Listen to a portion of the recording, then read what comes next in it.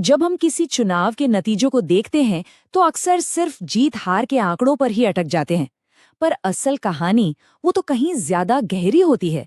आज हम मरा विधानसभा क्षेत्र के जनादेश को एक सिस्टम की तरह देखेंगे। डेटा, लोगों की जरूरतें और एक सोची समझी रणनीति का एक पूरा विज्ञान। तो चलिए चलते हैं जम्मू के मरा इलाके में।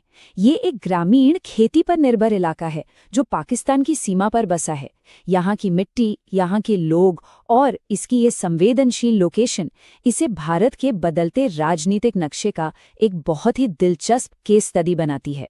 2024 में यहाँ एक बहुत बड़ी एक तरफा जीत दर्ज की गई।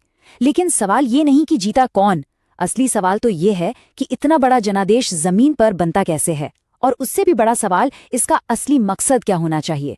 इस विश्लेषण में हम मरहा के जनादेश की हर परत को खोलकर देखेंगे।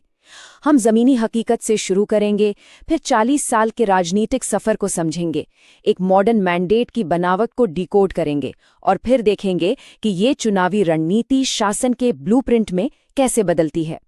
चलिए शुरू करते हैं। किसी भी राजनीतिक विश्लेषण की सही शुरुआत हमेशा जमीन और वहां के लोगों को समझने से होती है। तो सबसे पहले मड्डे की नब्ज को पकड़ते हैं, वहां के खेत, लोग और उनकी रोजी रोटी। तो ये स्लाइड मरा की एक साफ तस्वीर हमारे सामने रखती है। जम्मू जिले में पाकिस्तान बॉर्डर के बिल्कुल पास लगभग 93,300 वोटर हैं। ज्यादातर आबादी गांव में रहती है और ये एक रिजर्व्ड सीट है, यानी अनुसूचित जाति की आबादी यहाँ काफी ज्यादा है। और पूरी की पूरी अर्थव्यवस्था खेती पर टिकी है। चावल, गेहूं, डेयरी, यही पहचान इस इलाके की पूरी राजनीति को तय करती है। लेकिन देखिए, आंकड़ों के पीछे हमेशा इंसानी कहानियां होती हैं। वहां के लोगों से बात करें तो एक शिकायत बार बार सुनने को मिलती है, सरकार हमें जैसे भूल ही गई है। सड़कें टूटी हैं, हॉस्पिटल में स्टाफ नहीं, बच्चों के स्कूल में बेसिक सुविधाएं तक नहीं हैं। ये सिर्फ एक शिकायत नहीं है, ये वो जमीनी हकीकत है जिससे किसी भी राजनीतिक सिस्टम को टकराना पड़ता है। अब जरा चुनावी आंकड़ों की गहराई में उतरते हैं, एक फोरेंसिक जांच करते हैं।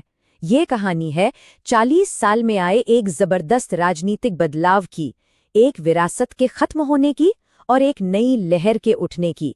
चलिए समय में थोड़ा पीछे चलते हैं। साल था 1987।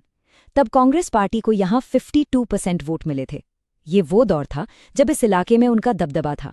ये हमारा बेसलाइन है, यहीं से कहानी शुरू होती है। और अब सीधे 2024 पर आते हैं। Bharatiya Janata party, vote share 55.3%। ये सिर्फ एक नंबर नहीं है, ये एक राजनीतिक जलजले जैसा है। एक पार्टी का गढ़ कैसे ढहता है और दूसरी कैसे एक नई जमीन तैयार करती है, ये उसकी कहानी है। और ये पूरी कहानी इस टाइमलाइन में सिमटी हुई है। देखिए, 1987 में कांग्रेस का राज, फिर 96 और 2002 में नेशनल कॉन्फ्रेंस ने कड़ी टक्कर दी। जीत का मार्जिन देखिए, सिर्फ 1,1200 वोट। और फिर 2008 में तस्वीर बदलनी शुरू हुई। बीजेपी ने एंट्री ली, 2014 में अपनी पकड़ और मजबूत की और 2024 आते आते एक तरफा जीत हासिल कर ली। ये बदलाव रातों रात नहीं हुआ, ये धीरे धीरे लेकिन लगातार हुआ। और ये हुआ कैसे? इसका एक बहुत बड़ा सुराग इस स्लाइड में है। 2002 को देखिए, जब वोटिंग 69% से कम थी तो जीत का अंतर सिर्फ 2.5% था। अब 2024 देखिए, वोटिंग बढ़कर 82% से ज्यादा हो गई और जीत का अंतर 30% से भी ज्यादा। मतलब साफ है, जैसे जैसे ज्यादा लोग वोट डालने के लिए निकले, जीत का अंतर आसमान छू गया। ये एक कामयाब वोटर मोबिलाइजेशन का सबसे पक्का सबूत है। तो सवाल उठता है, ये हुआ कैसे? देखिए, आज के दौर में कोई भी बड़ा जनादेश सिर्फ नारों या वादों पर नहीं बनता। इसके पीछे एक पूरा सिस्टम काम करता है। हम इसे कहते हैं चतुर्मुख सिद्धांत, एक 4-फेस्ड डॉक्ट्रिन। ये सिद्धांत 4 मजबूत पिलर्स पर खड़ा है जो एक दूसरे से जुड़े हैं। पहला, इलेक्टोरल फेस, यानी सही उम्मीदवार।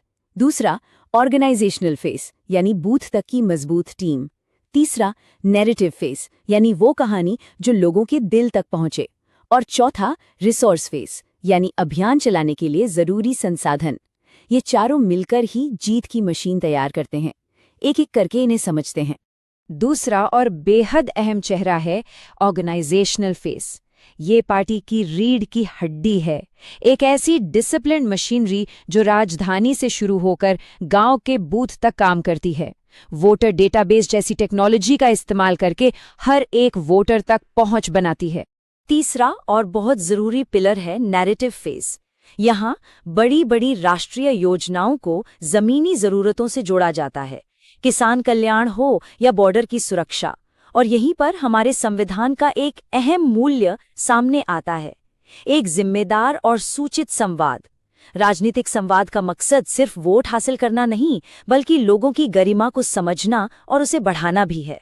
ठीक है, चुनाव जीत लिया, पर यहाँ काम खत्म नहीं होता, बल्कि यहीं से शुरू होता है। अब देखते हैं कि ये चुनावी रणनीति गवर्नेंस के ब्लूप्रिंट में कैसे तब्दील होती है, क्योंकि जीत का असली मकसद तो सेवा ही है। ये जमीन से उठी एक आवाज है, एक किसान की आवाज। वो कहते हैं बीज मिलने में देरी होती है, कर्ज माफी अटकी रहती है। पीएम किसान के जो 6,000 रुपए मिलते हैं उससे तो हमारी लागत भी मुश्किल से निकलती है। ये हमें याद दिलाता है कि असली काम इन समस्याओं को हल करना है। और एक अच्छी राजनीतिक मशीन यही काम करती है। ये स्लाइड वही दिखाती है, लोगों की शिकायत और उसका रणनीतिक जवाब। किसानों की परेशानी है तो मरहा का किसान मित्र कैंपेन, दलितों के लिए नौकरी का कोटा नहीं भर रहा तो दलित सभाएं और सर्टिफिकेट कैंप्स, सड़कें खराब हैं तो एक बड़े प्रोजेक्ट का वादा जैसे कोई नई नहर, सरकारी योजनाओं का फायदा नहीं पहुंच रहा तो शिकायतों के लिए एक सीधी व्हाट्सएप हेल्पलाइन, प्रॉब्लम से सीधे सोल्यूशन तक। तो कुल मिलाकर मरहा की जो मुख्य समस्याएं हैं वो इन 4 हिस्सों में बटी हैं। पहला, खेती किसानी, जहां एमएसपी और लागत की चिंता है। दूसरा, सामाजिक न्याय, जहां दलित समुदाय आरक्षण और नौकरियों के लिए आवाज उठा रहा है। तीसरा, इंफ्रास्ट्रक्चर, यानी सड़क, बिजली, स्वास्थ्य। और चौथा, सुरक्षा, जो बॉर्डर का इलाका होने की वजह से हमेशा एक बड़ा मुद्दा रहता है। अब हम इस पूरी चर्चा के आखिरी हिस्से में हैं। हमें ये समझना होगा कि जनादेश सिर्फ सत्ता की चाबी नहीं है, ये जनता का एक भरोसा है, एक ट्रस्ट है जिसे हर रोज कमाना पड़ता है। इस पूरे विश्लेषण का जो सार है उसे हम कहते हैं गवर्नेंस के लिए डेटा इंजीनियरिंग। इसका मतलब है इंफॉर्मेशन और सिस्टम का इस्तेमाल सिर्फ चुनाव जीतने के लिए नहीं, बल्कि लोगों की जिंदगी में, पब्लिक सर्विसेज में एक ठोस, नापने लायक सुधार लाने के लिए। और यहीं पर भारत के डीपीडीपी यानी digital personal data protection act जैसे कानूनों का महत्व बढ़ जाता है। यह हमें याद दिलाता है कि लोगों के डेटा का इस्तेमाल उनकी प्राइवेसी और सहमति का सम्मान करते हुए होना चाहिए। मकसद सेवा में सुधार लाना है, मॉनिटरिंग करना नहीं। और आखिर में ये एक बड़ा सवाल हमारे सामने खड़ा करता है। एक सिस्टम आपको चुनाव तो जिता सकता है, एक बड़ा जनादेश दिला सकता है, लेकिन क्या वही सिस्टम उस जनादेश के वादे को साल दर साल पूरा कर सकता है? असली इम्तिहान चुनावी जीत नहीं, बल्कि लगातार अच्छा शासन देना है। If you want to become a people-centric leader and uplift your constituency, get in touch with blueprintstrategies.ai at mgr@blueprintstrategies.ai or call 089-420-41602. Purpose Beyond Politics.